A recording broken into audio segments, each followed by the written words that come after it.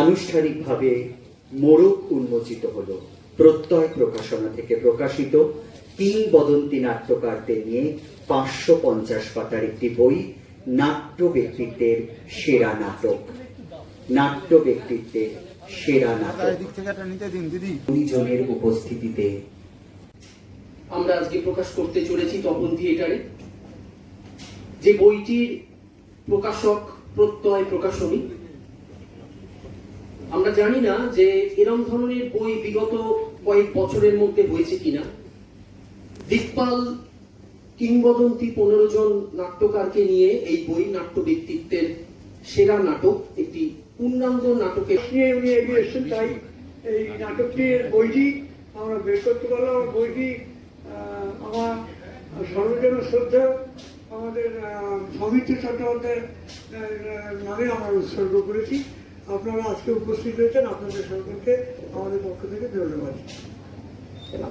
চন্দন দা সম্পর্কে চন্দন দা যেটা বললেন, অনেক বড় করে বললেন, যে সেটাই আমাদের কথা, আমারও কথা।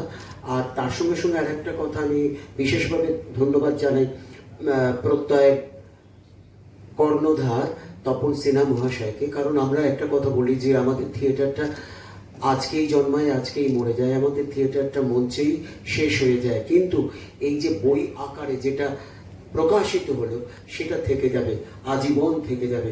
এই জন্য প্রত্যয়ের প্রকাশক। অভিজ্ঞতা নেই, আমি স্কুল থেকে দাঁড়িয়েছি বেঞ্চের উপর।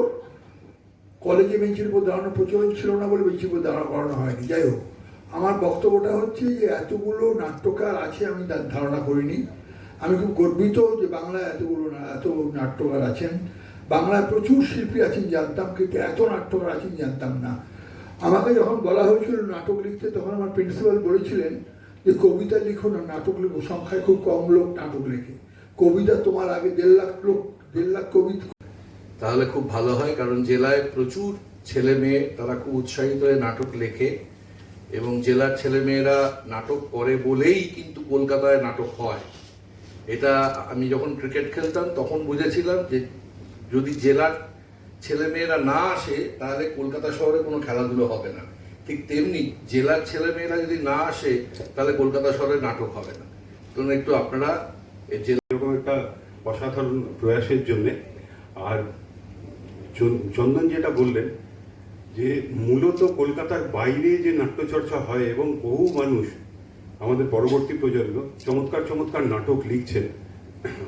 আমি কর্ণধারদের অনুরোধ করব, যদি পরবর্তীতে আপনারা ছোট নাটকের সংকলন করেন, সেটার প্রয়োজন খুব বেশি। কারণ বড় নাটক সাধারণত মানে জেলার দিকে করাটা ব্যয়বহুল হয়ে যায়, তারা সবটা করে উঠতে পারেন না। তাদের মূল প্রয়োজন ছোট নাটকে। যদি পরবর্তীতে সেরকম করেন। আর আমারও একটু কবিতা লেখার বদভ্যাস ছিল কম বয়সে। তারপরে মোহিত চট্টোপাধ্যায়, মনোজ মিত্র এবং চন্দন সেন দায়ী যে আন্তরিকভাবে শুভেচ্ছা এবং গুণীজনেদের শ্রদ্ধা জানাচ্ছি। এই বইটা করার জন্য আমাকে সুধাংশুবাবু যখন প্রস্তাব দিলেন, তখন আমি এই প্রস্তাবটা নেব কি নেব না এটা অনেক চিন্তা ভাবনা করেছিলাম। তারপরে অনেক চিন্তা ভাবনা করে ভাবলাম যে বইটা করার খুব প্রয়োজনীয়তা আছে।